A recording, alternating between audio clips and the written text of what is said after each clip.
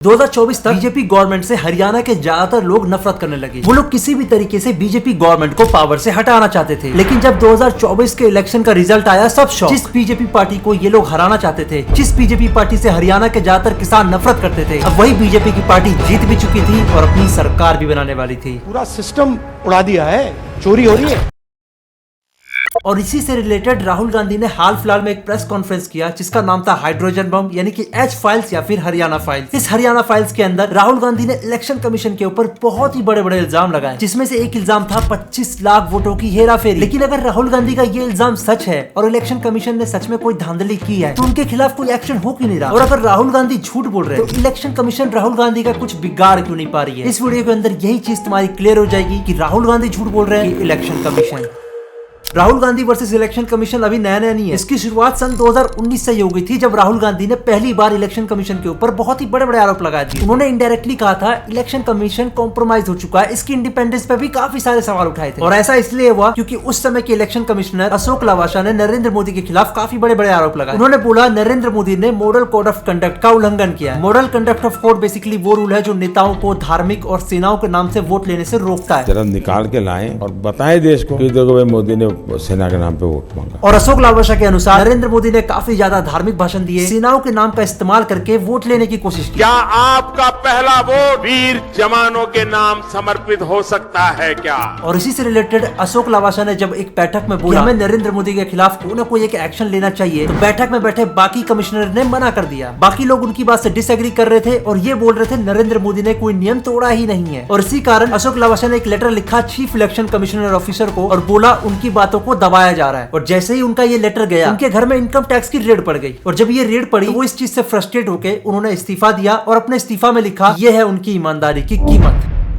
अगर अशोक लवासा की बात थोड़ी सी भी सच है, तो इसका मतलब ये है इलेक्शन कमीशन का कॉम्प्रोमाइजेशन 2019 से शुरू हो गया था और वापस से अगर प्रेजेंट में आए, तो राहुल गांधी ने हाल फिलहाल में 2 प्रेस कॉन्फ्रेंस की, जिसमें से पहला प्रेस कॉन्फ्रेंस किया था शायद अगस्त 2025 और दूसरा किया अभी इसी महीने नवंबर में। पहले प्रेस कॉन्फ्रेंस में राहुल गांधी ने पहली बार इलेक्शन कमीशन या फिर बीजेपी को डायरेक्टली वोट चोर बोल दिया। और इस प्रेस कॉन्फ्रेंस का नतीजा ये हुआ कि बीजेपी गवर्नमेंट की जो भी इमेज अच्छी थी, वो अचानक से नेगेटिव कन्वर्ट हो गई। और नरेंद्र मोदी जो एक टाइम पे इंस्टाग्राम पे छाए रहते थे, अब उनके हेटर्स ज्यादा भर चुके थे। और भारत के ज्यादातर जेनजी अब नरेंद्र मोदी और बीजेपी गवर्नमेंट को अच्छे से नहीं देखते। उनके हिसाब से बीजेपी गवर्नमेंट वोट चोर है। हालांकि टियर 2 टियर 3 शहरों में देखें तो वहाँ पे अभी भी बीजेपी का बोलबाला ज्यादा है। मोदी आएंगे मोदी। बेसिकली जो इमेज राहुल गांधी की हो चुकी थी 2017 से 18 के आसपास में पप्पू वाली, अब वही इमेज नरेंद्र मोदी की हो चुकी है वोट चोर वाली। फिर इसके बाद राहुल गांधी दूसरा प्रेस कॉन्फ्रेंस करते हैं और इस बार का प्रेस कॉन्फ्रेंस काफी ज्यादा बोल्ड और काफी ज्यादा ही आरोपों से घिरा हुआ था। राहुल गांधी ने डायरेक्टली बोला कि इलेक्शन कमीशन ने इस बार हरियाणा के अंदर 25 लाख वोटों की चोरी की है। और अगर ये बात जरा सी भी सच है, तो हरियाणा के टोटल वोटर्स ही 2 करोड़ है, यानी कि हर 8 में से 1 वोटर फर्जी था। और इसी 25 लाख फर्जी वोटों का ब्रेकडाउन करें तो लगभग 5,21,000 एंट्री ऐसी थी जो डुप्लीकेट एंट्री थी। इसके अलावा 93,000 वोट्स ऐसे थे जिसके एड्रेस का कुछ अता पता नहीं, यानी कि हाउस नंबर 0। और बचे कुछ 19,26,000 वोटर्स ऐसे थे जिनका कुछ अता पता नहीं कि ये कहां से आए, इनके एड्रेस भी गलत थे और न जाने कितनी ही गलतियां थी इसके अंदर। और राहुल गांधी के हिसाब से वो इलेक्शन कमीशन के खिलाफ श्योर इसलिए थे कि एग्जिट पोल में उनकी पार्टी जीत रही थी। लेकिन जब एक्चुअल इलेक्शन का रिजल्ट आया, तो कांग्रेस को मिली सिर्फ 37 सीट और बीजेपी को मिली 47 और लगभग वो सिर्फ 22,000 वोट से ही हारे। उनके हिसाब से ये जो 25 लाख वोटर्स की फर्जी एंट्री हुई है, यही रीजन है कि वो 22,000 वोट से हारे। अदरवाइज उनका मानना था कि वो लाखों वोट से जीत रहे थे। इसके अलावा राहुल गांधी ने बोला कि काफी सारे लोगों के वोट्स को डिलीट कर दिया गया है। वो स्टेज पे कुछ ऐसे लोगों को लेके आए जिन्होंने माना कि हाँ उनके वोट्स को डिलीट किया गया है। और इस प्रेस कॉन्फ्रेंस में जो सबसे इंटरेस्टिंग बात थी, वो थी एक ब्राजीलियन मॉडल जिसकी फोटो 22 वोटर आईडी कार्ड पे थी और 10 अलग अलग पोलिंग बूथ से इसने वोट दिया। और जब थोड़ी सी रिसर्च की गई तो पता लगा इस मॉडल का नाम है लैरिसा और जो फोटो इस्तेमाल हो रही है, ये फोटो इसी की है और 2017 में ली गई थी फ्री स्टॉक इमेजेस के तौर पे। और इसी के चलते वोट चोरी वाले एलिगेशन अब इंटरनेशनल मीडिया भी कवर करने लग गई। इसके अलावा राहुल गांधी ने बोला ये जो भी वोट चोरी हो रही है, ये सेंट्रलाइज तरीके से हो रही है, इसमें बीजेपी गवर्नमेंट भी शामिल है, इलेक्शन कमीशन भी इसमें हाथ धोकर पड़ा हुआ है। अब देखो, इससे पहले मैं आपको ये बताऊं राहुल गांधी की इन बातों में कितनी सच्चाई है, इससे पहले हम जान लेते हैं इलेक्शन कमीशन का क्या रिप्लाई। तो जब पहला वाला प्रेस कॉन्फ्रेंस आया तो इलेक्शन कमीशन ने काफी बड़ा रिप्लाई दिया, लेकिन उनके रिप्लाई राय में काफी ज्यादा फ्लॉ थे। सबसे पहला फ्लॉ ये था कि उन्होंने सीसीटीवी फुटेज ना देने का बहाना ये बताया कि वो औरतों को इज्जत करते हैं, वो माँ बहनों की सीसीटीवी फुटेज नहीं दे सकते। क्या अपनी माताओं,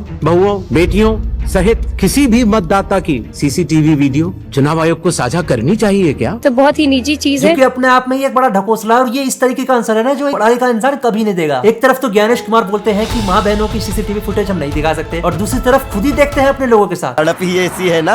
अब जानते हैं इनमें से कौन कौन सी बात पे सही है। सबसे पहले आता है हाउस नंबर 0, जिसका मतलब है फेक वोटर्स राहुल गांधी के हिसाब से, और इलेक्शन कमीशन के हिसाब से हाउस नंबर 0 का मतलब है कि ये लोग झुग्गी में सोते हैं, सड़क पे सोते हैं या फिर जिनके पास घर नहीं होता। अब देखो यहाँ पे इलेक्शन कमीशन की बात सही है, हाउस नंबर 0 ऐसे ही लोगों को दिया जाता है, और राहुल गांधी की बात भी सही हो सकती है कि इसमें फेक वोटर्स है, लेकिन ये इसको प्रूव नहीं कर सकते क्योंकि डेटा सारा का सारा इलेक्शन कमीशन के पास है और इलेक्शन कमीशन डिजिटल डेटा देने में सहयोग नहीं कर रहा राहुल गांधी को। तो इस चीज को प्रूव करना हाउस नंबर 0 में फेक वोटर्स हो सकते हैं, ये वे टू इम्पॉसिबल है फिलहाल के लिए। हालांकि राहुल गांधी दावा करते हैं उन्होंने एक ऐसे बंदे को पकड़ लिया जिनके वोटर आईडी कार्ड पे हाउस नंबर 0 है, और जब उनका पीछा किया गया तो पता चला इनके पास अच्छा खासा घर है। इसके अलावा राहुल गांधी ने आरोप लगाया 5 लाख वोटर्स की डुप्लीकेट एंट्री हुई है। अब ये बात राहुल गांधी की बिल्कुल सही है, 5 लाख वोटर्स की डुप्लीकेट एंट्री हुई है, लेकिन ये प्रूव नहीं हो पाया कि जिन लोगों ने डुप्लीकेट एंट्री की है उन्होंने वोट दिए हैं कि नहीं। तो यहाँ पे भी ये चीज प्रूव नहीं की जा सकती जो 5 लाख वोटों की डुप्लीकेट एंट्री हुई है उन्होंने वोट दिया है कि नहीं। और इसका भी रीजन सिंपल है, राहुल गांधी के पास किसी भी तरीके का डिजिटल डेटा है नहीं, वो ये प्रूफ कर ही नहीं सकते कि ये 5 लाख लोग जो डुप्लीकेट एंट्री लेके आए हैं इन्होंने वोट दिया है कि नहीं दिया। इसके अलावा राहुल गांधी ने आरोप लगाया था एक ही एड्रेस पे 100 वोटर्स है, जो कि प्रैक्टिकली इम्पॉसिबल है। और जब इस चीज की जांच हुई तो 2 तरीके से हुई। पहली जांच राहुल गांधी के खुद के टीम ने की, जो पाया कि हाँ इसमें डुप्लीकेट एंट्री का सबूत मिले हैं। इसके अलावा जो मेन स्ट्रीम मीडिया थी, ज्यादातर मेन स्ट्रीम मीडिया तो राहुल गांधी के खिलाफ ही जा रही थी, लेकिन एनडीटीवी ने इस बार ग्राउंड रिपोर्टिंग करी, और जब एनडीटीवी ने ग्राउंड रिपोर्टिंग करी तो उन्होंने पाया जो राहुल गांधी ने दावा किया है एक ही एड्रेस पे 100 वोटर्स का, वो एग्जैक्टली सही है। बोल रहे कि लेबरर्स रहते हैं यहाँ पर। This is actually labour shed है। पूरा सिस्टम उड़ा दिया है, चोरी हो रही है। इसके अलावा राहुल गांधी के हिसाब से 19 लाख वोटर्स की जो एंट्री थी वो फर्जी थी, उनका कुछ अता पता नहीं कि ये कहां से आए, कौन है। तो एग्जैक्टली ये भी सच है, 19 लाख वोटर्स की फर्जी एंट्री थी, पर इन्होंने वोट दिया कि नहीं दिया इस चीज को अभी तक प्रूव नहीं किया गया है। और टेक्निकली देखा जाए इस चीज को प्रूव करना उतना आसान है भी नहीं जितना आपको लगता है। इसके अलावा राहुल गांधी का एक मेजर आरोप था कि काफी सारे लोगों के वोटर आईडी में फर्जी नाम, फर्जी फोटो डली हुई थी। तो ये आरोप भी सच निकला। ऐसे बहुत सारे लोग आए जिनकी नाम की फोटो वहाँ पे लगी हुई थी, पर उन लोगों को पता ही नहीं कि उनका वोटर आईडी कार्ड बन चुका है। ये अजीत कुमार झा है। इसने हरियाणा चुनाव में वोट दिया, दिल्ली चुनाव में भी वोट दिया और अब बिहार चुनाव में भी वोट दिया है। एग्जाम्पल के लिए सोनीपत की पिंकी, जिनके वोटर आईडी कार्ड में गलत फोटो डली हुई थी, तो उनको वोट देने के लिए अपने वोटर आईडी के साथ साथ अपना आधार कार्ड भी दिखाना पड़ा। सूची है, लिस्ट है, उसमें फोटो गलत है। जी सर पता था, तो घर पे ही पता चल गया था कि इसमें फोटो चेंज है, मैं आधार कार्ड से ही वोट डालती हूँ। इसके अलावा अंबाला की चरणजीत कौर, जिनकी फोटो 200 अलग अलग आईडीज पे डली हुई थी, और ये बात भी पूरी तरीके से सच निकली। So this is the reason election commission destroys CCTV footage. तो इन सब से एक चीज तो साबित होती है, राहुल गांधी के बहुत सारे ऐसे आरोप हैं जो सच साबित हो चुके हैं, और बहुत सारे ऐसे आरोप हैं जो प्रूव नहीं हो पाए, और बहुत सारे ऐसे आरोप भी हैं जो प्रूव इसलिए नहीं हो पाए क्योंकि इसमें ECI सहयोग नहीं दे रहा है। ECI राहुल गांधी को डिजिटल डेटा या फिर सीसीटीवी नहीं दे रहा है। तो अगर आसान भाषा में बोलूं तो राहुल गांधी के हिसाब से ये सब कुछ प्री प्लान्ड है, और इसमें सेंट्रल गवर्नमेंट और ECI दोनों शामिल है। और ECI के हिसाब से ये बेसिकली एक ह्यूमन मिस्टेक है, जिसमें आम इंसानों से गलती हो जाती है, क्योंकि उनको करोड़ों वोटर्स की आईडीज को मेंटेन करना होता है, जो थोड़ा सा प्रैक्टिकली इम्पॉसिबल है उनके हिसाब से। बाकी आपके हिसाब से कौन सच बोल रहा है कमेंट सेक्शन में जरूर बताना। और इलेक्शन कमीशन के ऊपर बिहार में भी आरोप लगे कि इन्होंने यहाँ पे भी धांधली की है। गिराने नहीं दिया, बोला आपका वोट गिर गया, तो हम बोले कैसे वोट गिर गया भाई? हाँ। हम तो वोट गिराबे नहीं किए हैं। कभी वोट कटा है? हाँ हमारो कट गया, सब कम्युनिटी कट गया। कुछ क्लिप्स तो ऐसी भी आई जहाँ पे एक बंदा फर्जी वोट देके भाग रहा है और पुलिस वाले उसको देख रहे हैं, रोक तक नहीं रहे। फर्जी वोट गिरा रहा है और यहाँ पे कोई जांच नहीं हो। देखिए भाग रहा है यहाँ से, देखिए देखिए देखिए ये लोग, देखिए पकड़िए, फर्जी वोट गिरा के भाग रहा है खेत में, देख लीजिए। आई लोग का पर्ची वहाँ पे उस साइड कर रहा है, फिर भी नहीं। अगर बिहार में वोट चोरी ना भी हुई हो, बिहार के लोगों की मानसिकता एकदम सिंपल है। यहाँ के लोग वोट देते हैं जाति और धर्म के नाम पे। यही रीजन है इसी बिहार के अंदर मैथिली ठाकुर जीत गई, जिसे पॉलिटिक्स का पी भी नहीं आता होगा, जिसके पास ब्लूप्रिंट तक नहीं था। तो बहुत ही निजी चीज है। और इसी बिहार में एक ऐसा नेता भी जीत जाता है जिसका MMS तक लीक हो रखा है। बेचारे प्रशांत किशोर आए थे ये सोच के कि इस बार बिहार में पढ़े लिखे लोगों को लाएंगे तो वो चुनाव जीत जाएंगे। प्रशांत किशोर ने पूरी कोशिश की बिहार में तरक्की लाने की बात करके, बिहार में पढ़े लिखे कैंडिडेट्स लाके, सारे के सारे कैंडिडेट इस लेवल के थे कि वो अच्छे खासे पढ़े लिखे थे और नतीजा प्रशांत किशोर को मिली 0 सीट। बिहार में इससे फर्क नहीं पड़ता आपके पास कितनी नॉलेज और कितना ज्ञान है तरक्की लाने के लिए। बिहार के अंदर अच्छे से अच्छा विद्वान ले आओ, वो एक चुनाव कभी नहीं जीतेगा। वहीं दूसरी तरफ एक क्रिमिनल ले आओ जिसके पास अच्छे अच्छे वादे हैं करने को, चाहे झूठे ही सही, वो